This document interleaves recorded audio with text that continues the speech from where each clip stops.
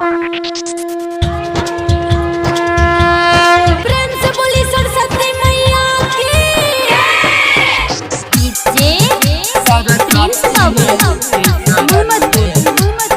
Super recording studio Rajapatti कोठी।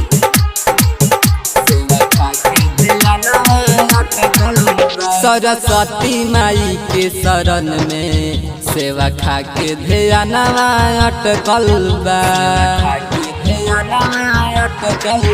सरस्वती माई के शरण में सेवा खाके ध्यानवा अटकल बा।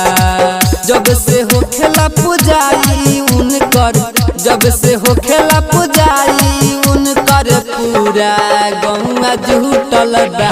सरस्वती माई के शरण में सेवा खाके ध्यानवा अटकल बा।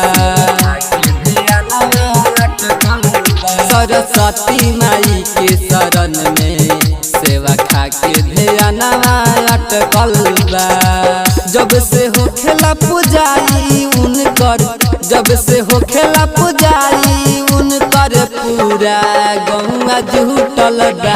सरस्वती माई के शरण में सेवा खाके ध्यानवा अटकल बा।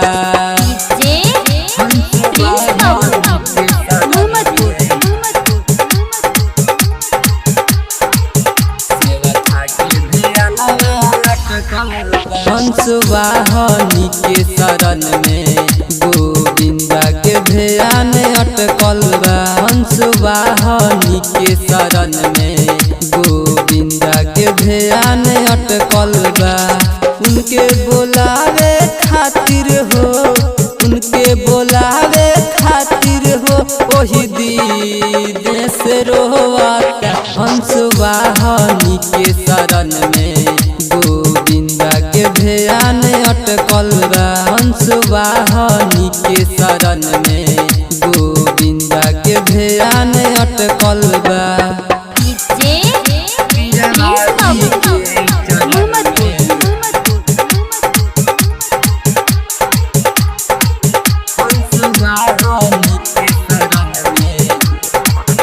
बीरावाली के चरण में अरविंद के ध्यान अटकल बा। बीरावाली के चरण में अरविंद के ध्यान अटकल बा। उनके पुजाई करे खातिर, उनके पुजाई करे खातिर उनका शरण जाके अटकल बा। बीरावाली के चरण में अरविंद के ध्यान अटकल बा।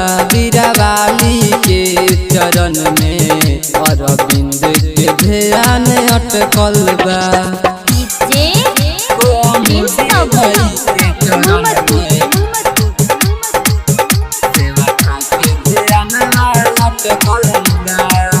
कोमोदी माई के चरण में राइटर महेश के ध्यान अटकल बा।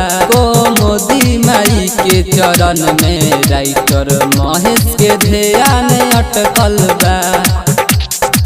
जब से होखेला पुजाई उनकर, जब से होखेला पुजाई उनकर पूरा गौवा जुटल बा। सरस्वती माई के चरण में धड़कन धीरज के ध्यान अटकल बा।